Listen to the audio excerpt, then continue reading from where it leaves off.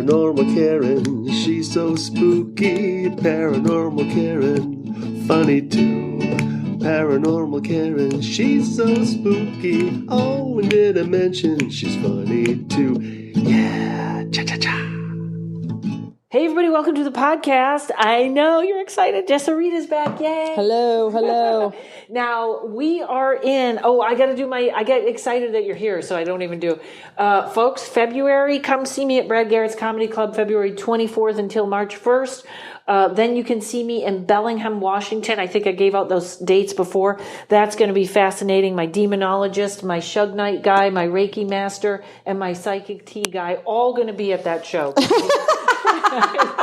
Everyone lives up in that area, and hopefully I won't go missing as in the 411s. May 16th, Miami, coming into a theater, doing the tarot show. Super excited about that. Email me if you want to know details and where you can buy tickets. Leave me a 5-star review or whatever we are. All right, we're in 2020, and Jessa, you just had a freaky. You had your what's coming for 2020. You have so much information. Where do we begin? I have very little information about physical reality, 3D stuff, about how things are going to. Me and a couple other people did prediction shows, so okay. we kind of did. I think we did that. Here are the things that I got that the collective will be working on in 2020. Where in 2019, we were trying to get to 5D reality, and we had, in order to accept those downloads, we had to face codependency and fears of intimacy. In 2020, that now becomes, we've hacked codependency enough that people can easily walk through that and work through that in a shorter amount of time. We will now be hacking interdependency. Less hacking, more mastering. So in higher dimensional realities, they do all connect. They do have a ton of relationships, but they kind of get into these relationships really easy and get out of these relationships really easy. People, you mean? Beings. Okay. Yeah. So they connect and disconnect's not even a good word. They just things run their course, and then people leave, and they don't need years to process because they didn't get their hearts ripped out. Everybody's aware of what's happening because relationships do have a beginning, a middle, and an end. The idea that we have in this society that everyone needs to stay together forever isn't practical for most people's life paths. And we look at this stuff like it's a failure, like endings are a failure. And a lot of times things end before both people are done because we're dealing with attachment stuff. And a lot of times relationships are ending because of attachment stuff. A lot of people have grass is greener, a lot of affairs, monogamy is not necessarily for everyone. So we're working through a lot of this stuff. I think most people who were actively hacking codependency last year and working through that trauma are going to have a series of short-term relationships in 2020. Most 2 to 5 relationships where you learn how to just get on the on-ramp and off the off-ramp.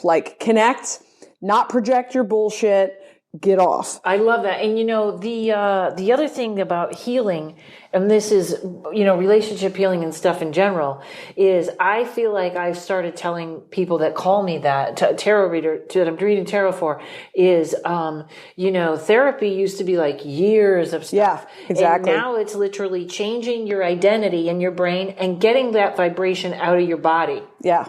Yep. Yeah, I've learned just dating very briefly. I watched my tendency to project a story onto someone. I was able to stop doing that. I was able to very consciously, the program is still there, but I could very consciously see it doing its thing. And then the exit. And then entering onto another thing, learning not to hold on too tight, learning how to connect to someone without necessarily needing to write a lifelong novel about how this is going to play out. Just learning how to connect because it isn't an automatic thing. Love isn't enough. Connection is, and then also seeing relationships as what they are, which is a tremendous opportunity for a mirror. So I think we're going to see a series of short relationships. These are soulmates. These are people that you have soul connections with. So they will feel like deep, connections from the past, but just having fun with that. here, what's your opinion on this? I'm getting a lot of people, let's say, that have had affairs for years, okay? And it feels like everything with that is coming to an apex, whether they have to, and the affairs aren't many. It would be like somebody that's in love with two people at once, which is going to become acceptable. Yeah. But there seems like it seems like we're coming to a point where you either have to make a decision that this is okay and be open with it, or there seems like something like this can't continue like this. That's what I feel like everybody's going through right now. This can't continue like this. If they're in a bad marriage, they feel like this can't continue like this. Yeah. Yeah, no, the everything that's inauthentic is going to continue to get pushed out, which brings me to the next big thing. Karma has wrapped up. Now, I don't know if there's waves to this shit. So when I make these like big sweeping statements, I understand that there are people living in the middle of that have no idea. Like, it's fine. If you're listening to this podcast, you're likely part of a wave where karma has ended. And the people connected to you are probably not too many waves away.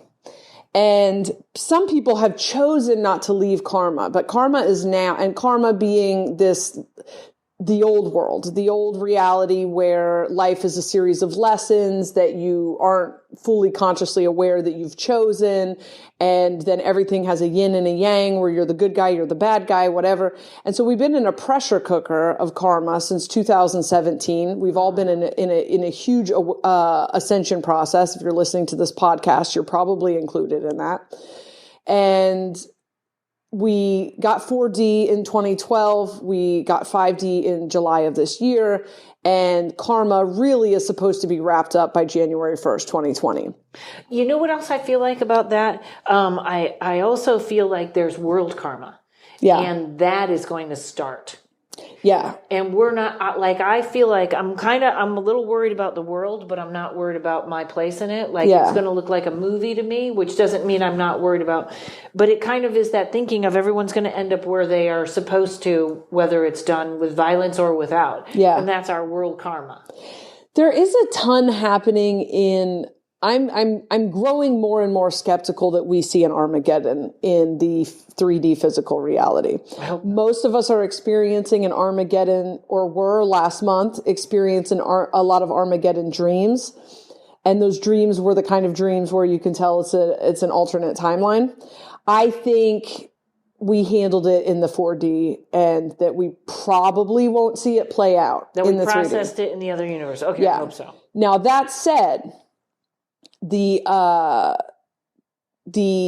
what I see is it looks like glitter almost to me, like a very thick, very fine glitter, but a thick cloud of it, and the earth passes through it, starting at like the 22nd or 26th of December, but the portal for that opened up on 12/12.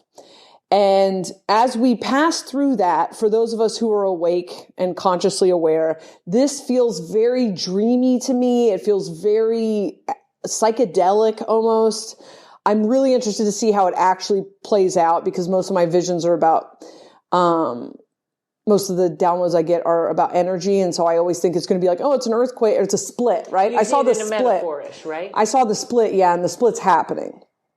But everybody's still on the same planet, but we have just like separated. It's gotten to the point where you can't have a conversation with someone living in 3D because you guys speak two totally different languages. Mm-hmm. You're operating under two completely different sets of rules. So and that happened to me this year, in that I really can separate from politics now and turn it off. But watch England's exploding. Yeah. They're doing it too. You know what? That's a really good point. There's like civil war in every single. It's funny how I'm like, I don't think it's going to happen in 3D. I think we are just very separated. Plus, I think we think Armageddon is like the movies, and it's not. But it is people's having their wars, their civil wars, or whatever. Yeah. And it's a smaller level. It's not like watching. It's not like watching a movie. Those systems are going to collapse. Everything downloads I've gotten about America's systems, the systems that I'm a part of, are make them irrelevant. And so I've been getting a ton of downloads and connecting with a lot of people where we are collaborating in making them irrelevant, taking their power away, just getting people off the hamster wheel and providing them with an alternate way. So, and you know what else? It's funny because somebody came to you for a reading and then you called that person for a reading. And I feel like there are subsets of people that are also out there getting people off the hamster wheel and they may not even know it. Yeah. Either readers or speakers or stuff like that are helping that don't even, that they might be like, I don't know what you guys are talking about, but they're still doing the job. Yeah, no, absolutely. There are a ton of people on the planet that are light workers that don't even know what they're doing yet. You know, they're driven to do things. And I'm always curious, does that person know that they're an alien here doing the work? And I feel like I really want to ease up on millennials. And there's one that lives in my complex that just does not fall into this category. He's literally lazy and angry and doesn't. But I feel like the millennials that are moving slower or they're way more sensitive, they are not into this business world. I need a bigger apartment. I need it, I feel like they don't know they're a part of what's happening. And it would almost be like, and to put it in metaphor terms, if the next election was really important and it really was a make or break, all of a sudden you'd see, oh my God, every millennial showed up and they really didn't plan on it, but they all voted us into peace. No. Yeah. Millennials it's a bummer of a spot to be in because the Generation Z, they kind of have this, they don't give a fuck. They know the new world's coming, even if they don't know it. They have, millennial was the most difficult generation because they're wired for the new world. They're not wired to live in the old world. Right, so it doesn't fit. It feels like misplaced, but they were close enough to the older generations, like propaganda about the American dream or whatever to feel like they lost something. They watched the crash happen, and the younger kids, they didn't see the crash. So they're just, it's a much different energy, and the millennials are wired for a higher dimensional reality, and they're going to be fucking miserable until they get to the higher dimensional reality. I read a thing on like, crystal children and rainbows and starseeds. And I had to laugh because our generation, you and me, were the destructors. We were the ones that were supposed to go, no, we can read tarot cards. And no, it is like this. And I feel like we did it. Yeah. If you look at how many paranormal podcasts or what's going on now, we really did go, no, screw you guys telling us how we're supposed to live. And I can't wait because I think, especially, here's something weird that people don't know about you, which is like, you are unbelievable with kids. Your kids, really? No, I hear how you parent and the decisions you make and stuff like that. And I feel like you're a great example for the starseeds that are coming up. Yeah, there's a lot of kids coming on. That's another 2020 thing. A lot of unexpected pregnancies, a lot of higher dimensional beings coming into the planet. And it's so funny how I just freely talk like this now. Remember when I used to have like disclaimers and shit? I remember when you'd only talk on my show. Yeah. And now it's just full woo happy hour. Yep. Yeah, when my kids came to the planet, I met them before they were born. They don't feel like my kids. They feel like, beings I'm hosting. But I was instructed to hide Phoenix and keep her hidden from the fear-based reality. Keep the fear-based reality away from her. Don't let her be programmed. So she was homeschooled until she was 9. And like her personality had solidified. And they're both very powerful, but they're both very interesting. I don't give them a lot of rules. I let them be them. But they're also not a problem. No, everyone in the complex is like, your kids are the most well-behaved kids. Like, what is your secret? And I was like, no rules. Let them be autonomous beings and trust them to like experience their own things. Yeah. And no one likes that answer. No, the idea that discipline creates anything is fucking, punishment. Ugh. So that doesn't mean I don't ever tell them to shut the fuck up because, they're autonomous beings. Days. But yeah, I don't want to make myself sound like doting and nurturing because I'm probably not. But well, whatever you're doing, but it's about thinking independently, individually. But you're very loving. Yeah. Like you. Yeah. This doesn't resonate, but I'm sure. Wait a minute. You're like, don't open that door yet. Okay. But yes. But anyways, I think you're going to be. I think you speak starseed language. Yes, that resonates. I think that's a big part of my purpose on the planet is to gather the starseeds and help get them. It's a lot. It's a lot to like you're an accountant and then you start having weird dreams and then the weird dreams turn into a thing. And then before you know it, you're like, am I a fucking cat alien on the planet to fucking heal people? It's crazy. And so my job is just to be like, hey, you're not nuts. You are, in fact, a cat alien here to heal people, but here, let's get you on your feet. And an interesting point about that is, I wonder if, because you and I have talked about this, I wonder if we're also healing on a different level. Like, it's not just, hey, it's your, whatever, your 10,000 listeners. There's something else going on vibrationally that people are hearing that is bigger, that is like talking to their higher self. Yes. Like that's something that I started. And it's funny because I've asked you a couple times, like I've had a very quiet 2 years and it's like, is my karma not coming up? Is something happening? And I wonder if I'm clearing my karma through the people I read. Interesting. So whereas a couple years ago, you would have heard me say, no, I don't think people should have affairs. I think that you stay married, blah, blah, blah. And now I'm like, totally, that whole thing has shifted. That each individual situation is its own. Yeah. So maybe I'm learning through them. It's so interesting to think about someone who does readings who has biases. Exactly, because you can't, because you really can't. When I feel them come up, I go straight to the cards. That's why I like the cards better than just going. It's like just read the cards. And I sometimes I'll be reading the cards and I'll hear myself go, "What are you talking about?" And then I'll get an email a month later. That was the exactly right thing. So you have to separate that. And now I feel like it is what it is. Yeah, that's interesting. Yeah, so karma isn't done for everyone. I think your karma's been done for a while.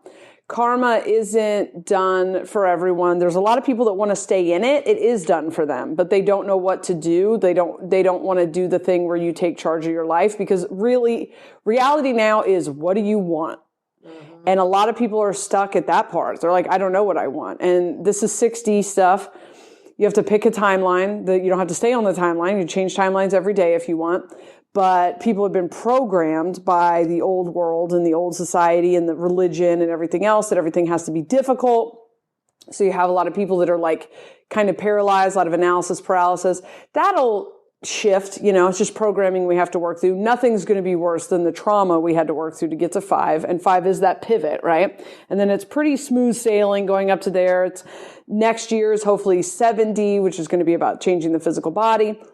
Healing the earth, but which is my Shug Knight guy. I think I'm starting a huge Shug Knight project. So wait a second, I just realized my numerology is the dimensions that we're climbing. I'm going into a 6. I've been in a 5. We go into a 7, and then we go into an 8. And 8 is where I'm from and where I will stay. Oh, that's interesting. I apologize, everyone, that I'm coughing. One last thing that I want to talk about before we get karma. And where you talk about where people now is just like what I want. So hold on, folks. We'll be right back. From my podcast series, Conversations with April Readings is here. How are you, lady? Hi, Paranormal Karen. How would you describe what you do? I'm a psychic medium, animal communicator. I'm also clairvoyant, clairaudient, and clairsensory. And clairfun. Don't ever forget that. You're always fun. I get readings from you all the time. I call you when I'm in a pinch. What can someone who is getting their first time reading expect? I love to start with what I call your psychic inbox, and that's where we get to see spirit messages, energetic pictures, and any information that's actually important for you to know about today that you might not even ask about. It's what brings you to the reading, and it also creates a context for the rest of your reading. And then you get to ask any and all specific or general questions about any area or relationship in your life, and we zoom in on that. That's my favorite part because you are so specific and one of the most accurate readers I've ever been to. Thank you. AprilReadings.com is where anyone can book a reading. Yes. And then at April Readings on Instagram. Yes, definitely follow, like, and share. And my commitment is really that it's fun and that people leave energized and hopefully with a little bit of healing. And a lot of inspiration. Thank you, Karen.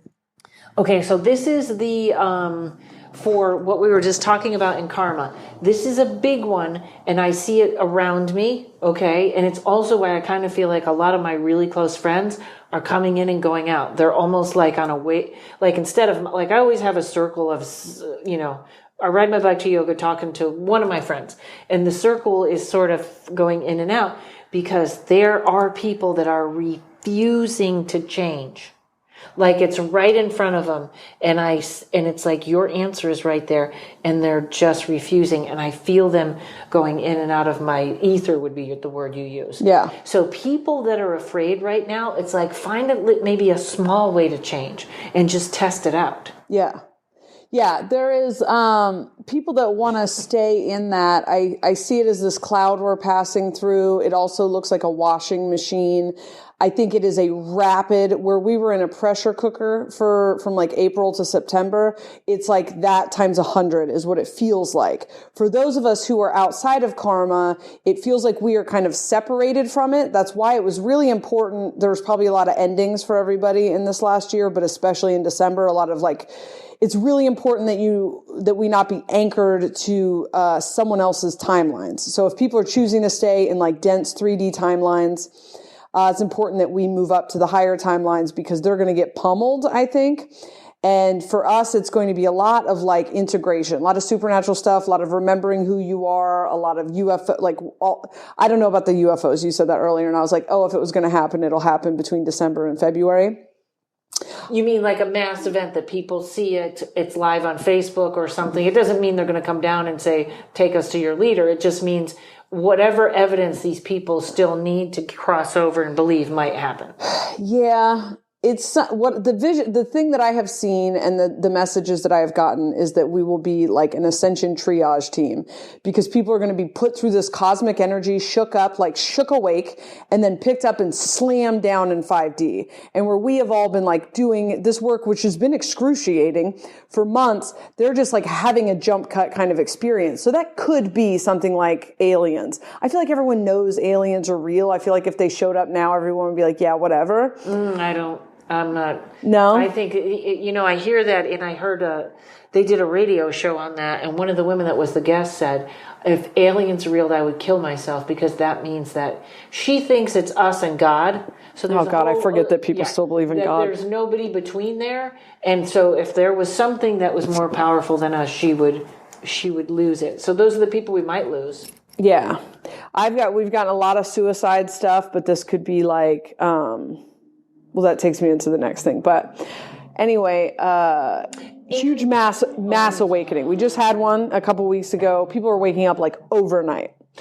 This triage, too, some of it may look like, if folks want to go back and listen to my interview with Salo, she literally woke up, went to get a healing, and the people put crystals on her and jumped bodies. And she went home and she was like, yeah, I'm not Wendy. You said to the guy she was living with, do you mind if I leave? And he was like, sure. And she just picked up her stuff and like, holy got shit, a new house. And like, it was this, like in a week. And she was like, yeah, I don't do that anymore. Now I'm a Salo. And I think that you might see more of that. Yeah. Yeah. It's going to get wild. Like the world is going to be unrecognizable by next. I can't speak for the world. The country that I'm in, the rest of the world feels weirdly disconnect. I'm getting so much crown chakra pain having this conversation. The thing I gave you was Shugnite. Put it on your head. Oh, put on your head. This is as people know, I'm so into the Shugnite. It'll make your aura. It just really works. Damn, I got to get all this. Shugnite, everybody. So the next huge thing that's happened. Well, so a smaller thing that's happening is we will be hacking money. The financial system will be. This is something that we're supposed to be rendering obsolete. There are a lot of people who have already hacked abundance who are then going to use their abundance to help other people hack abundance. So our relationship with money is really a tool being used to keep people in the survival-based reality, which isn't real. And so that's going to be a big thing. All of this is a little bit shadowed by the divine masculine is about to come online. So how I would explain this is... That is such a setup for a joke. Yeah. Be ready for the cosmic toilet seat to be left up. Yeah. I don't think we know what masculine energy, we have no idea what masculine energy looks like.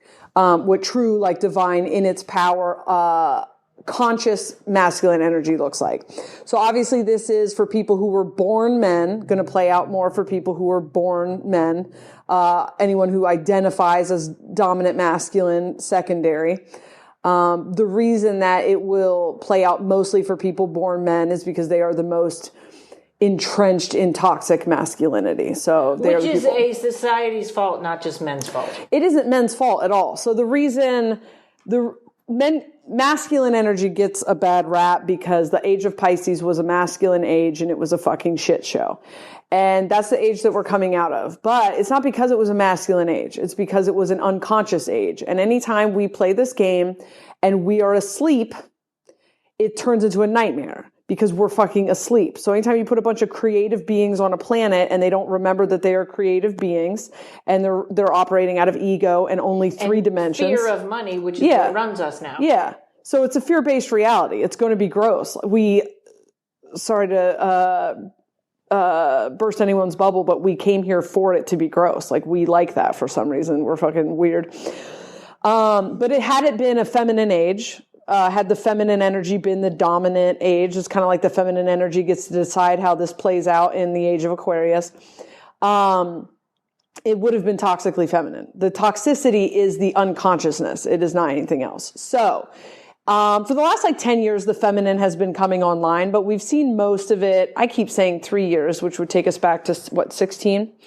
But 5 years, whatever. But part of the awakening of the divine feminine was realizing we've been raped, we've been abused, we've been oppressed, we've been held back, we've been painted into corners, we've been put into boxes, we've been, victims of the patriarchy. And you know what is something about that I've always noticed that I think is starting to change is it's almost like I feel like you see this in Congress or in the judicial system where a woman will be raped. No one took Teresa Ford seriously. Yeah. No, even people that I thought something happened. Then he came up, Kavanaugh made an ass of himself, and everybody was like, "That's a good man." And so when a woman is raped, it's like, well, it happens. But if a man is ever raped, it's like, oh my God, is he going to be okay? It's not equal. Yeah, no, it's a gross masculine age. So it's a masculine dominated age. The feminine dominant age will be different because we're awake. We'll be awake. I love to talk about the masculine age. Going by on my tree. I think a very interesting little phenomenon, just a peek of it, is, and I think there's a word for it, when guys have their best friend and you kind of joke that they have a crush on each other. Yeah. There's a word for that. Bromance. I think that was the door opening a tad. Okay. Yeah, there's a lot of...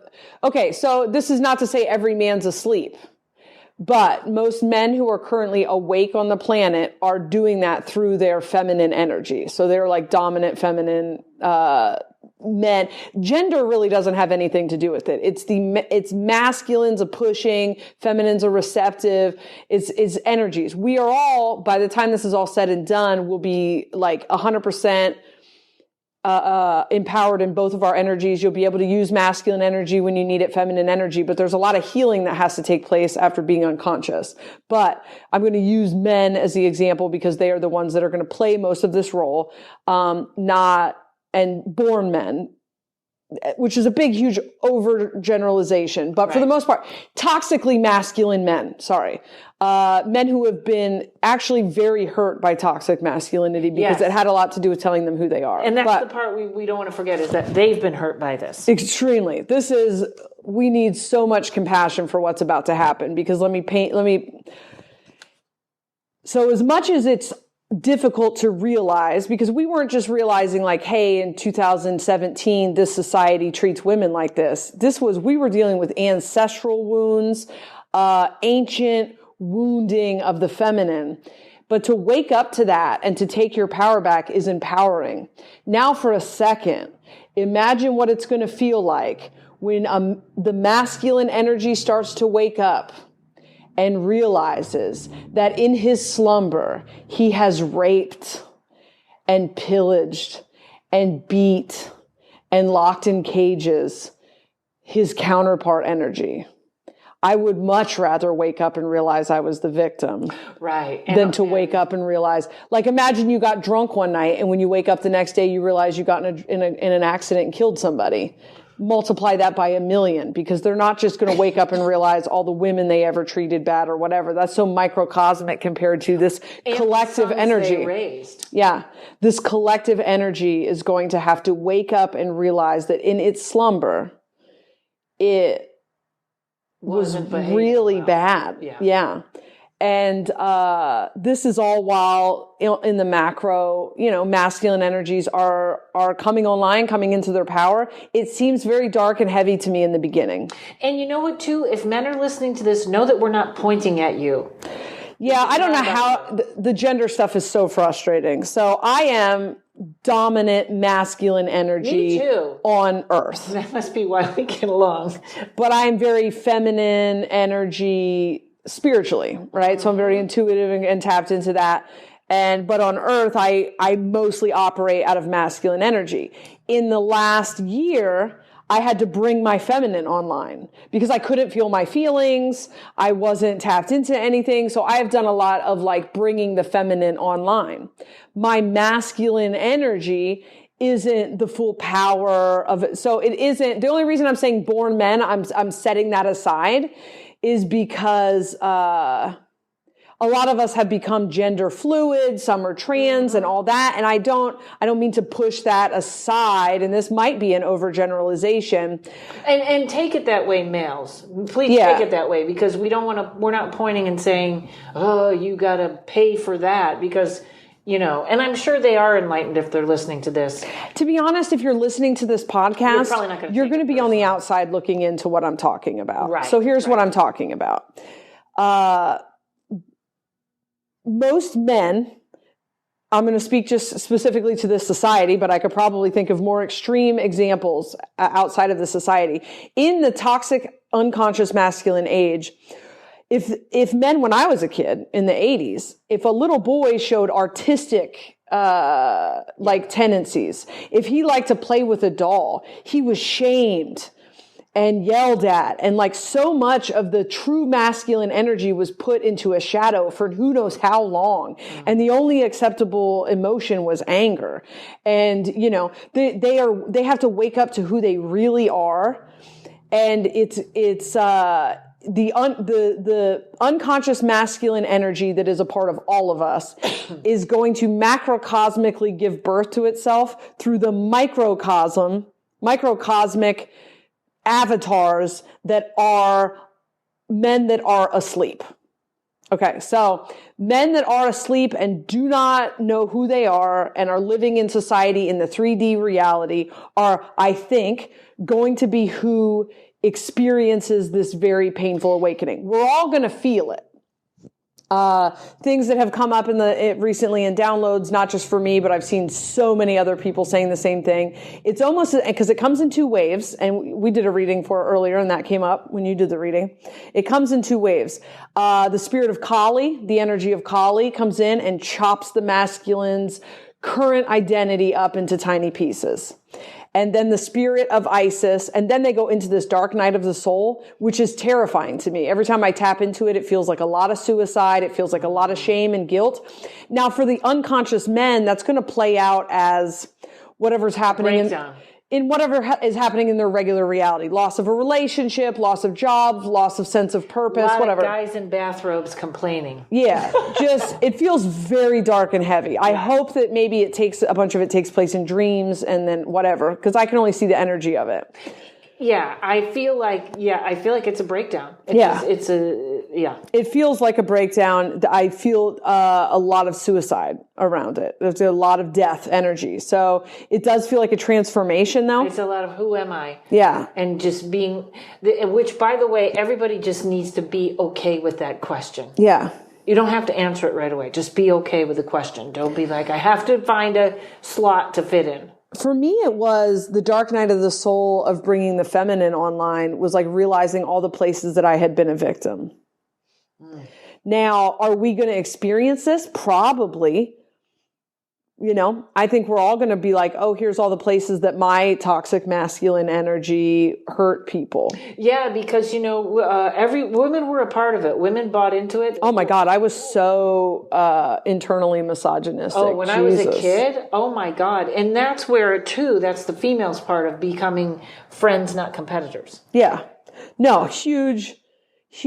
And this is, I hate the gender stuff so much, but it's just, sometimes we play microcosmic characters, of the macrocosmic energy exchange. And we turn it all sexual, sort of, like sex defines us so much that I'm glad that it is now like fluid or transgender or whatever. Yeah. Because I remember a comic I used to go out with, my ex, Evan Davis.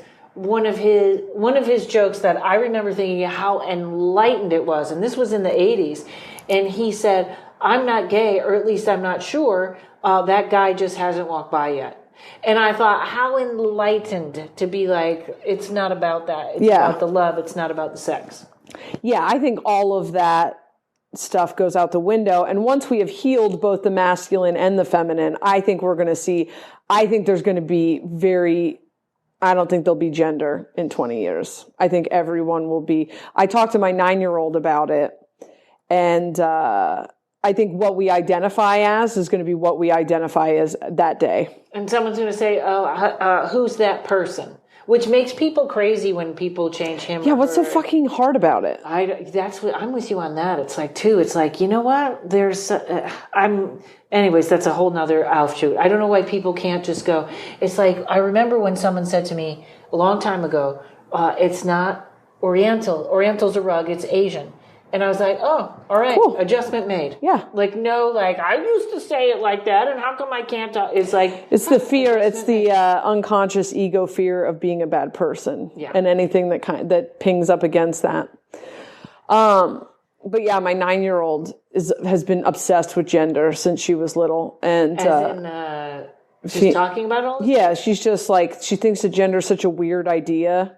Oh, great. And she presents as pretty feminine, you know, as pretty whatever. Like her sister's like kind of girly girl, but I think her sister's a little more programmed, where Phoenix is her own thing. But Phoenix is like, I think gender's a waste of time. I think it's weird. Like, why commit to something for your entire life? That could just be that she's a Capricorn and incapable of commitment, but I'm triggered. Yeah, so that's a big part of what's happening in 2020. Now, does the masculine coming online and being so emotionally raw and everything manifest as that? Because if any energy is going to blow the planet up, it is going to be the masculine energy. I don't know. I don't feel anything in the 3D, but, you know, I haven't been spending a lot of time there, so. I feel like I do see it in the 3D, but I feel like I'm watching it like it's on TV. Like when 9/11 hit and everybody was like, yeah, you know, and it was out of left field, and like we were all hit by it. I feel like it's going to be not like shootings are now, where we're what's that word? Desensitized. But I feel like it's going to have a different feel, a different healing to want to fix it. Gotcha. Not a panic, like all right, let's all figure this out. Yeah, well, no matter what. You know what else? I'm sorry, I finally got my thoughts. It's going to be done with an understanding. Remember how immediately those people became our enemies, and we were like, they attacked us, and nobody went through like, well, that's because we attacked them years ago. It's going to be like, okay, we need to know why this is happening, and that's how we fix it, instead of just yelling, freedom isn't free. Yeah. Yeah. I don't know. The mass awakening, though, has been happening. So most of what, I do readings all day for Soberish, and through Soberish, they're like 99.9% of all the readings I get are people that listen to Soberish. And, I haven't done, I've done very little like job or relationship readings. It's almost all. You send those to me. Yeah. Like Karen will tell you when you're going to get a job offer, and I'll tell you why you're going to sabotage it. But now it's really about people, as like most of my work is going into 60 integration. And so 60 is where we all like log on to the same server and start collaborating. This would be the new society. This would be the 1,000 years of peace, where we all work together and everyone brings their thing to the table. And the thing is that your thing is hidden in your heart's desire. And it's so difficult to get people to tap into that because we're programmed that things are supposed to be difficult, that, you can't just have what you want, that your passion can't be the same thing you make money as, whatever. And, so there's a lot of programming to get through to that. You know what? I have I'm going to bring up a weird group and see that, it might take a minute to think about it, but I think there's a group that's halfway there on that. Okay. Only halfway. We all live busy lives. In fact, when I'm not podcasting, ghost hunting, performing stand-up comedy, or reading tarot for my clients, I'm trying to catch my breath and de-stress. All that on the go can really play havoc with your sleep and impact your health. That's why I'm so crazy about the relaxing benefits of CBD oil. But I care about what I put into my body, so I only look for the best. And that's how I found Zion Medicinals. The company was founded by Brian Caruso, who sought a natural pharmacy-grade solution for his wife's pain and insomnia. Zion Medicinals sources high-quality, healthcare-grade, premium hemp oil direct from an organic farm in Colorado, so you consistently get the best product every single time. The oils are full spectrum too, not CBD isolate, which means that every bottle contains all of the plant's naturally occurring compounds, including cannabinoids, flavonoids, and oils for a superior product. Every bottle is third-party tested to ensure it's pure and potent too. To get your Zen with Zion, check them out online at zionmedicinals.com. Tell them I sent you and use coupon code Karen20 for 20% off your first order. That's capital K, small AREN 20. Tell them Karen sent you. We're taking a second to eat some nuts. Yeah. But I did turn it on. So, but that's right. Okay. So I have I think they got it right on the love thing, is the Amish. And then Courage just snored. What do they do with love? So here's the thing about the Amish. They work together unbelievably. And yes, they have their holding back and stuff like that. When there was a guy that went in and shot the school system, or they went into for some reason went in and started shooting a bunch of Amish kids, what the community did is it got together and it held a forgiveness ritual. They were going to immediately forgive this guy. It was terrible. They didn't turn away the pain, but they forgave him because they were like, we're not carrying that hate around. And I thought, that's amazing. That's so anti-American. Yeah. Because we're like, get him, kill him. Yeah. And I thought, that's so advanced. That's like, what is it, 60, 5D? Yeah, well, it's like, part of this, there are dark energies that we're going to have to deal with as we're coming out of duality. But in the end, we're all one. Depends on how many levels you go up. I did a mushroom trip where I went to like higher dimensional realities, and I really got a firm understanding of this thing that I am a part of. So let's say in 12D, we're one big ball. And in order to get into the density of 11D, this is a way oversimplification, but that ball has to split into two balls. And then to get into the density of 10, those two balls have to split into two balls. And then down, down, down, down, down, you got the fractals, you've got the things. In order to get into the density of 3D, which is the shittiest fucking dimension by far. I love this analogy, by the way. This is perfect. You have 1 million fragments of yourself. So now you and I because we do connect and resonate. Probably when you get up to like 6D, you and I are part of that one consciousness, okay? But me and that person who I can barely perceive on earth, or that person who really like, there are people who rub you the wrong way because they're a really close mirror, and then there are people you almost can't wrap your mind around. That person and I probably don't connect till we get back up to 12. And some of those people feel like mannequins to me. Yeah. Like they're not. I do think there's just straight up empty bodies on this planet. Leftover. But I think twin flames, or these like intense soulmate relationships, are probably people that you share higher self or a oversoul with. The line is connected all the way up. Yeah, we have this shit in our head where it's just like me, my ego, and my higher self are just two things. And, you know, I think we are actually like really very connected in just like small levels up. And it makes sense that twin souls would be a little bit of a problem for each other if they're the same thing split. Yeah, because twin flames, if they share I got Russian Suge Knight on my nose. If they share a higher self, that one thing I did learn going into the higher dimensions is you still have your own bullshit when you get up there. It's funny though. It's like I had an abandonment wound up in like 6 or 7D from being left on Earth during a failed ascension in Atlantis. But my relationship with the resentment was just kind of funny because there's no duality though. So it's like things can be positive and negative at the same time. It doesn't really matter. So I was simultaneously pissed and laughing. It's very fun. Like when you get up past like 6, it's all personality. It's a very fun. I cannot wait to get fucking back there. I was dreading coming back to 3D. I talked a lot of shit about 3D, and like I've always kind of had this.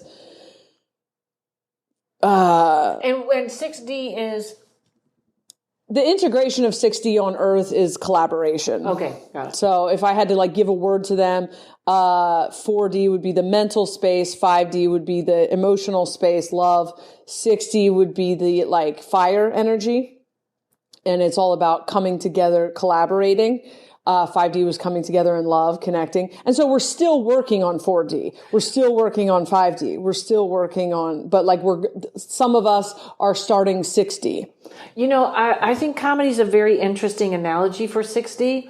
And it's why you need to have some life experience to be funny, because the more life experience you have, the more you go, hey, I fucked up.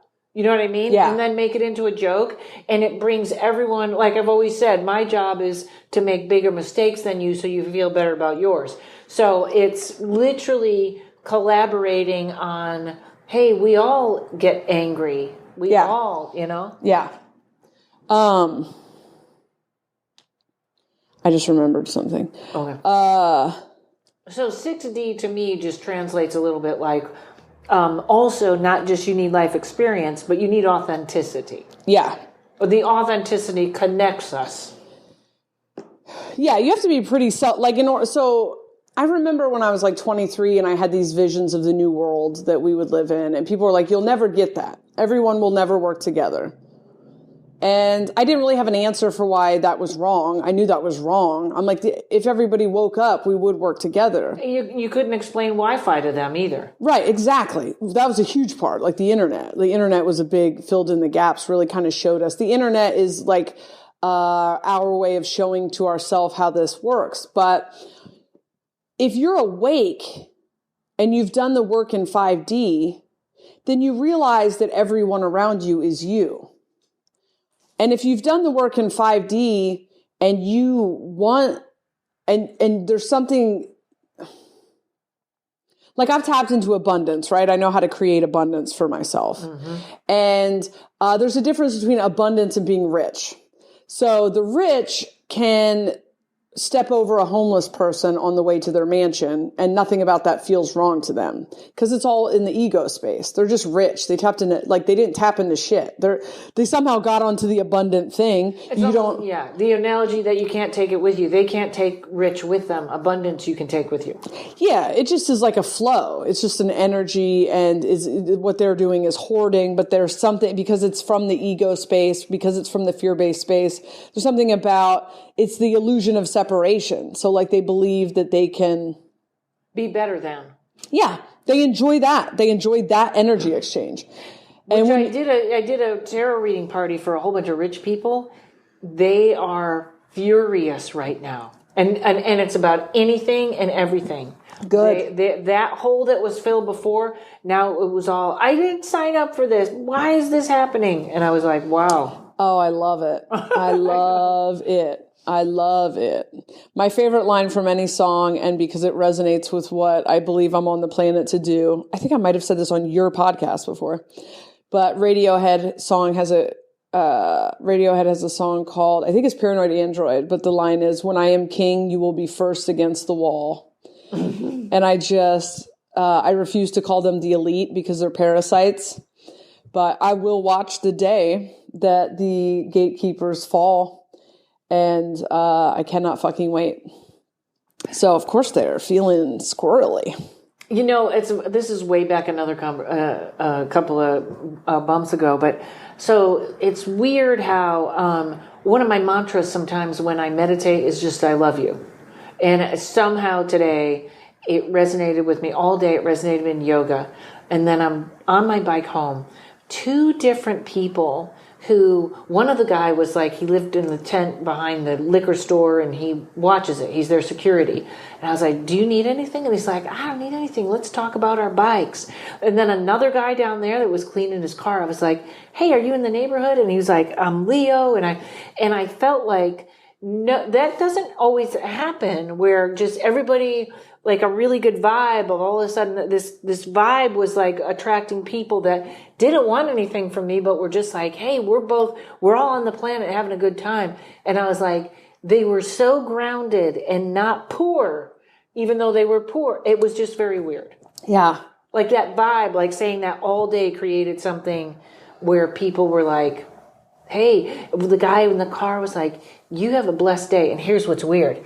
He had his back turned to me and he didn't even see I was coming and he yelled, hello. And I said, hello.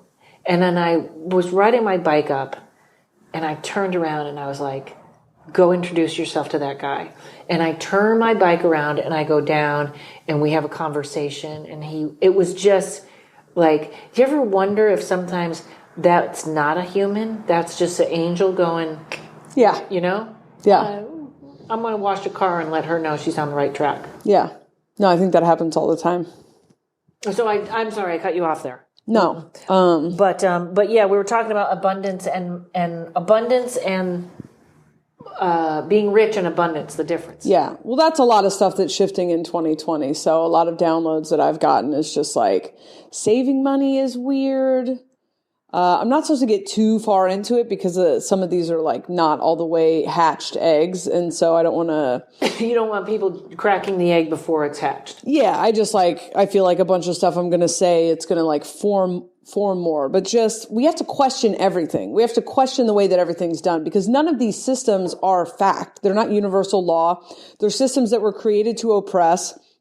That's a lot of the downloads I've gotten. The Fed's a fake imaginary. Yeah, it's fake money. Go make new fake money.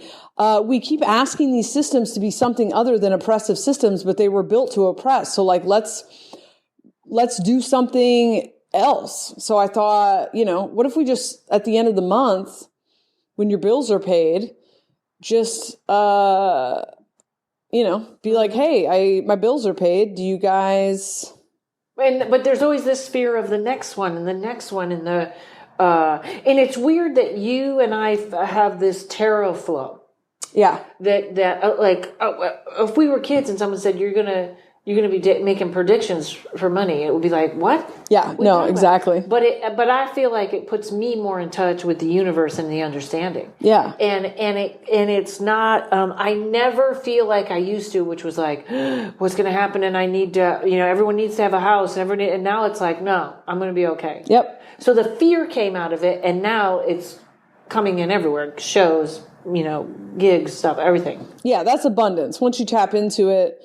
It's pretty easy to stay on it. My new theory is that I think I can tap into abundance this is where I don't want to commit to, like, I don't want to put so much pressure on it that it doesn't work out. But I can teach people in a very short amount of time how to hack money. And you just booked 400 more appointments right there with that statement. Now, that doesn't mean we have one conversation and the next day you're rich, right? Because your ability to get onto the prosperity, I hate the prosperity word, abundant timeline is directly proportionate to, you have to get through the programming. So it just depends. That's why rich kids end up making money really easy. Not because their parents give them money always, because I did drugs with people whose parents were rich and those kids always had fucking money. We were living the exact same lifestyle and they always had apartments and cars because they're not fucking afraid of money.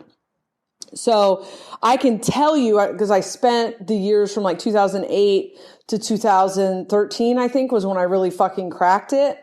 I know how to get onto that abundant timeline. You then have to do the work, and it's none of the things that you think.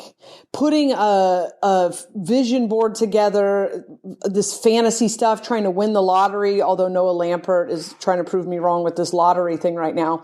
If you already can't You got to tell me about that in a minute, because I don't know what that is.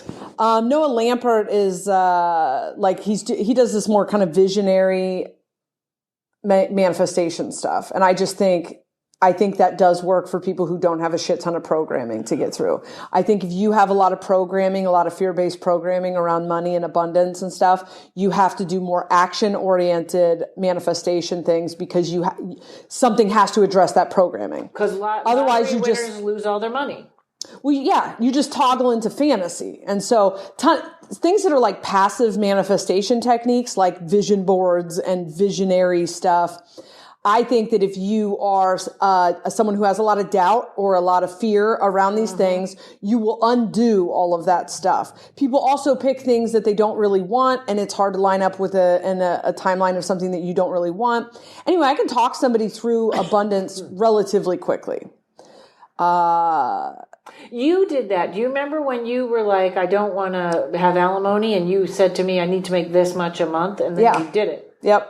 And now it's there. Yeah. I was tired of getting money from my ex-husband because he was being a dick about it. I put it on the cups. I had gotten a reading from you 6 months before that said that things would open up in July, and that felt true on the thing. I was paying my rent on my mother's credit card, and I kept my shit together till really at the last minute.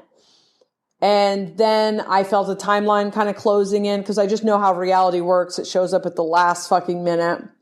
You kind of have to have a showdown with reality and be like, you don't tell me what's real. I tell you what's real. Mm-hmm. And then, it clicked and everything happened exactly how I thought it was going to happen. And then now I feel like I could break a ton of people out of the poverty matrix. I think I can articulate and give you like practical ways of getting it done. But I think that people that are really, really, really enmeshed in the survival, like people deep in poverty, really enmeshed in the survival timelines, need some financial pressure relieved from them so that they can put these things into play. Right. So this is a theory that I'm working on. I think I can create content that would make me enough money that I could put something into play to then maybe provide like scholarships or sponsorships for people living deep in poverty and then relieve the pressure. This isn't tomorrow, obviously, but, give them a chance to breathe. Yeah, like what if I just said, here, your bills are paid for a year. Now, here's how you get onto abundance. Here's how you surf onto the energy of abundance. And here's how you undo everything you've learned. Right. Yeah, because I know how to deprogram people, but it's really hard to deprogram when you have to figure out how to survive the next day. So those are some things I'm thinking about. I love that. People will scream socialism, and you're like, nope. No. And then they can get back to the system. It's not that. Fuck the system. That's the scariest thing for me is like, no, let's stop asking the government for stuff. They're not our friends. We do it amongst ourselves with no strings attached, Nobody's the boss of anything. Everyone just comes together and does it amongst ourselves, free, autonomous beings, and no one's in charge of it. And that's the difference. Fuck. Let's not let the fucking government have more power, please. And people really would have to be ready to want to learn. Yeah. Well, there would have to be, I would assume that anyone comes across my path wants to know how to like actually, because I've thought about that. I was like, oh, how do you figure out who, what? But I think, they'll energetically be attracted when it's a match. Otherwise, this is just going to sound fucking insane and scary. Right. But the first phase of the, because this is part of something called Imagination Project that I've been working on. It was this shit I had dreams about and like talked to the aliens about 20 years ago. This is the 20th, in January is the 20th anniversary of my near-death experience. Wow. Yeah, a lot of big stuff happening. But